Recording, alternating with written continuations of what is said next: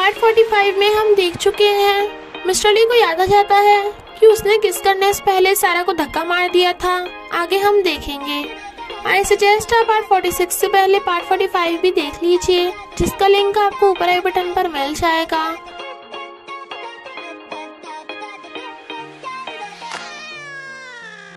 अगर आपको मेरी वीडियोस अच्छी लगती है तो लाइक और शेयर करना, और हाँ, कमेंट कर जरूर बताना।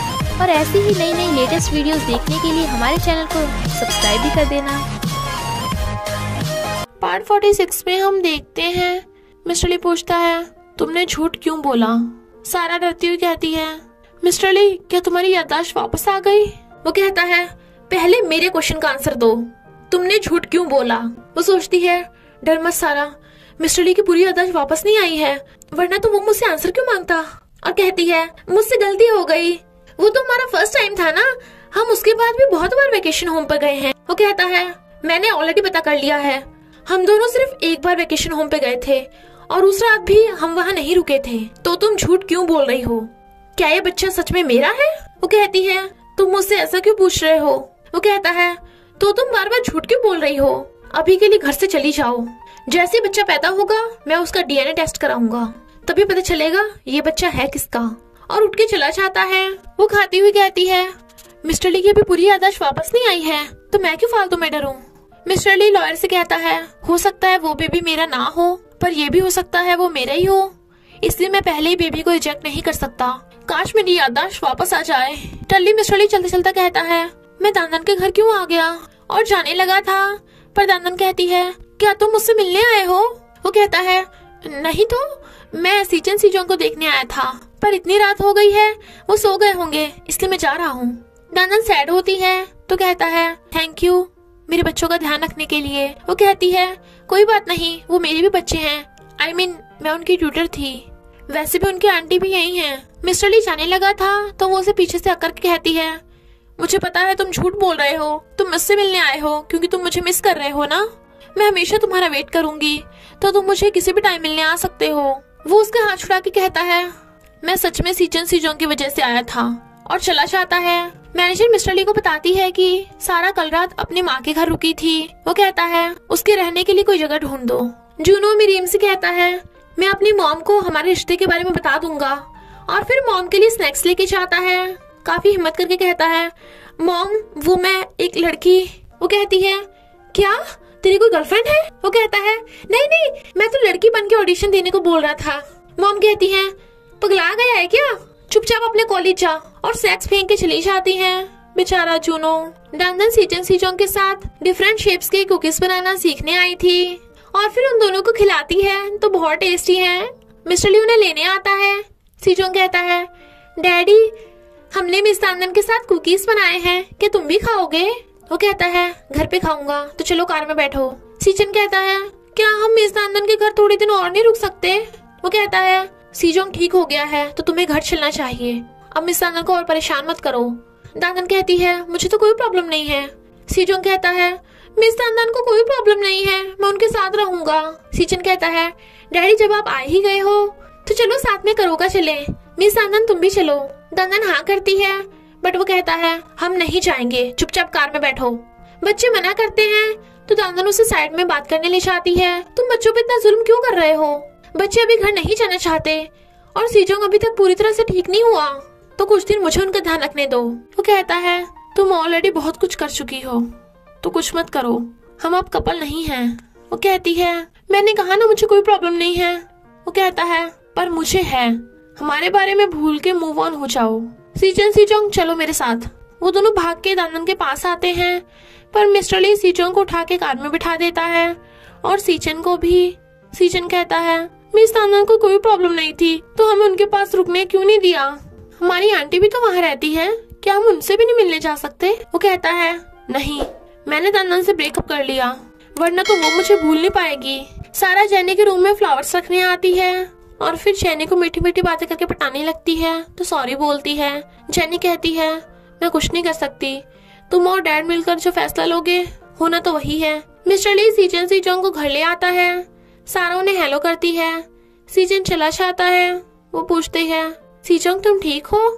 सीजोंग भी हाँ करके चला जाता है। वो दोनों जेनी को बताते हैं कि मिस दाना को कोई प्रॉब्लम नहीं थी, पर डैड ने हमें उनके घर जाने से भी मना कर दिया।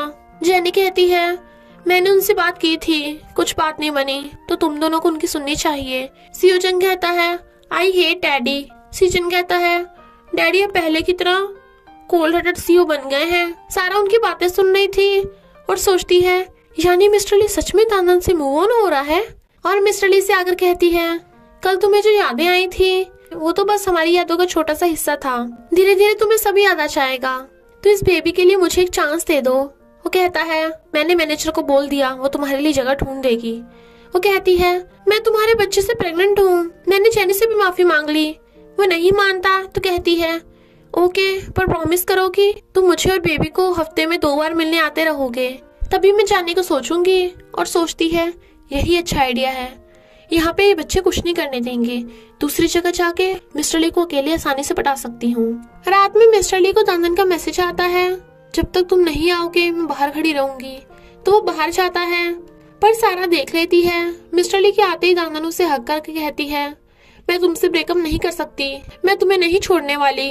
बट वो उसे दूर कर कहता है सारा मेरी बेबी से प्रेग्नेंट है। वो कहती है नहीं, मुझे तुम पे भरोसा है। वो कहता है मैं सच्चाई से नहीं भाग सकता, बात सारा की नहीं है, हम एक दूसरे के लिए बने ही नहीं हैं। मैंने आज तक सिर्फ तुम्हें रुलाया है, तो अपने लिए न्यू बॉयफ्रेंड ढूंढो, अगर तुम दोबारा मिलने बुलाओगी मैं नहीं आऊंगा। वो रोती हुई उसे हक कर लेती है और वो भी, बट सारा उनकी फोटो खींच लेती है। ये मधुमक्खी मिस्टर ली को मेरे करीब होने से रोक रही है। और फिर मिस्टर पार्क के घर आ जाती है। रियोन सोचती है ये क्यों आई है, पर देवम उसे बीच में दखलंदाजी करने से रोक देता है। सारा उन्हें दानदान और मिस्टर ली की हग वाली फोटो दिखा के रोती है। दानदान मेरी पीठ पीछे मिस्टर ली से मिलने आती है और मिस्टर ली ने उसी की वजह से एंगेजमेंट तोड़ी थी। मिस्टर पार्क मैं भीख मांगती हूँ, प्लीज अपनी बेटी को मिस्टर ली से दूर रखो। वो बार बार बच्चों का सहारा लेके उसके करीब होती है। मैं अपने बेबी को डैडी के बिना नहीं पाल सकती। दानदान सब सुन रही थी तो उसका हाथ पकड़ कहती है प्लीज मिस्टर ली को छोड़ दो, वरना मैं मर जाऊंगी। मिस्टर पार्क कहते हैं सॉरी, ये मेरी गलती है, मेरी बेटी आगे से ऐसा नहीं करेगी। तो दानदान रोती हुई भाग जाती है। सारा खुश होती है। मिस्टर पार्क कहते हैं तुम्हें ऐसे लोगों के दिल नहीं तोड़ने चाहिए।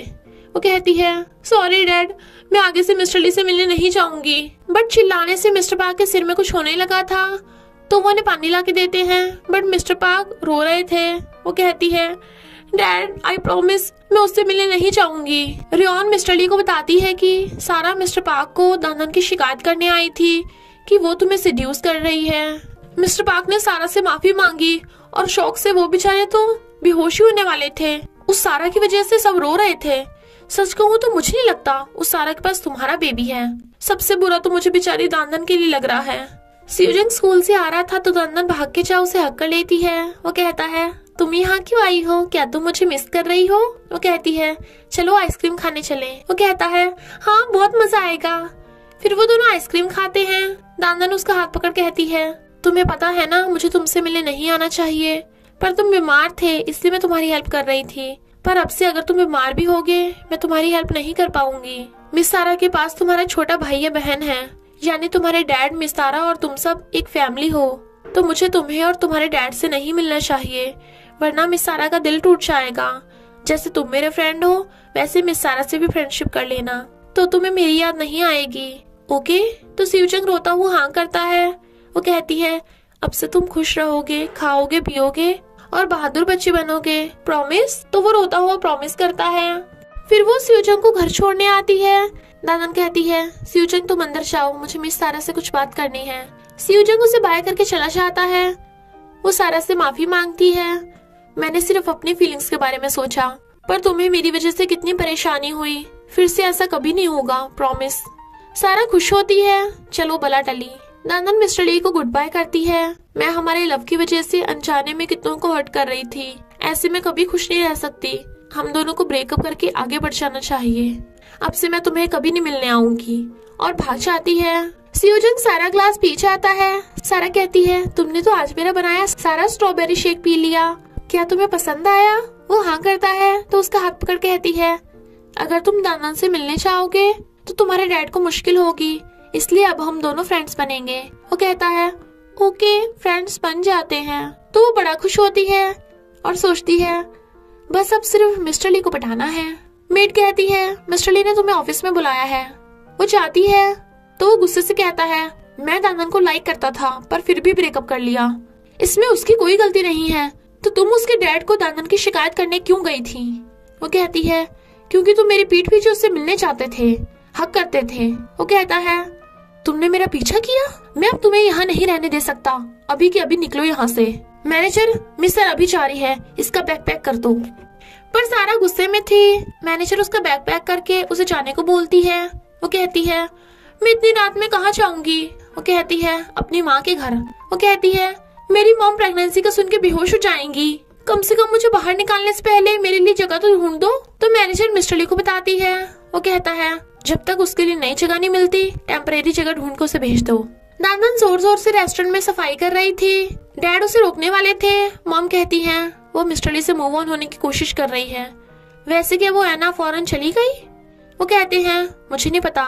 तो कहती है भूल मत जाना, तुमने मुझसे प्रॉमिस किया है ऐना मरे या जिए तुम मुझसे मिलने नहीं जाओगे। तभी हुनबिन आता है और दानन को बताता है कि उनके क्लासमेट की बेटी की बर्थडे पार्टी है।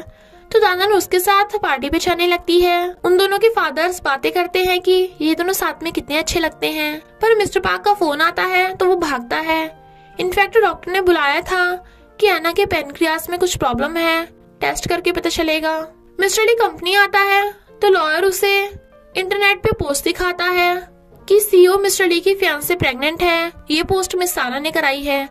मिस्टर ली गुस्से में मैनेजर फोन कर बताती है मैंने सारा के लिए 5 स्टार होटल बुक कर दिया, बट वो घर से जाने से मना कर रही है। वो गुस्से से कार चलाता है। सारा पोस्ट देख खुश होती है। मिस्टर ली कहता है क्या तुमने रिपोर्टर्स को बताया? वो हाँ करती है। तो कहता है तुम किस हद तक जाओगी? अगर तुम्हें सच में मेरे लिए फीलिंग्स होती तो तुम ऐसा कभी नहीं करती। तो बताओ तुम्हें मुझसे चाहिए क्या? सारा कहती है मेरे पास तुम्हारा बच्चा है, तो मुझे क्या चाहिए होगा? ऑफ कोर्स तुम, मैं तुम्हारी वाइफ बनना चाहती हूँ। और इसी के साथ पार्ट 46 का एंड आता है। तो बस थोड़ा सा इंतजार करना, फिर मिलेंगे नेक्स्ट पार्ट में।